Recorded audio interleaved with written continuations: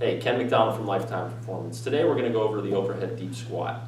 This is one of the tests we do in our initial evaluation with our clients, and it can be very telling with regards to how well the body moves as a whole unit. We're going to focus in particular today on the ankle limitation in the squat. So let me show you what that means. The test in and of itself, we take a dowel, you could use a golf club. Feet are going to be about shoulder width apart. You're going to rest it right on your head like that. Press it straight up over your head, and you're going to squat as low as you can go, trying to keep the heels down and the bar overhead. Let me give you a side view. Now, if I were to drop my arms down, you could see that my hips are below my knees. That would be considered a good deep squat. But let's say I have a problem with that. Let's say as I descend to the squat, I kind of start to forward lean a little bit and my hips can't quite get too low. Well, what I can do is take the upper body out of it, put my thumbs here, and then try to squat. Now, if I still can't get deep, my butt's up in the air like so, I know I probably have an ankle limitation problem. So we want to screen that out. We're going to put one knee down, we're going to put this out about a fist width. Okay, and I want to see if you can get your knee to touch the pole here without the heel popping up off the ground. Now, if you get to the point as you're doing this where the heel wants to come up or you feel some stiffness back there, there's your problem. You got some stiffness and some tightness in the ankle that's keeping you from getting low into that squat position. So, one of the pieces of equipment we like to use to help kind of fix the problem is the stick.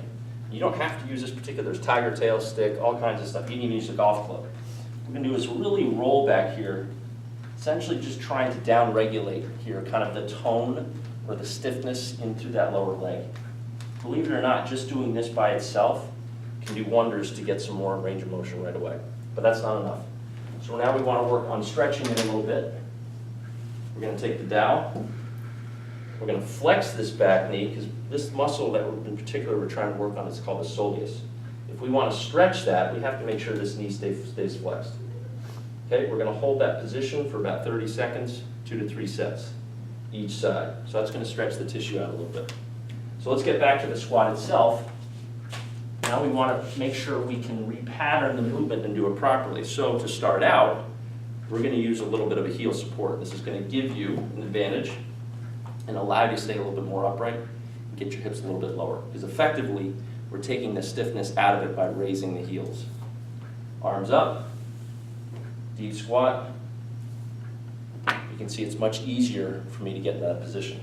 Now if I want to really challenge myself, feet a little bit wider, I'm going to go down, grab the toes, squat down, try to push the hips down, push the knees out, opening up the hips, holding the position, reaching up at the right, reaching up at the left, hold, and then powering out.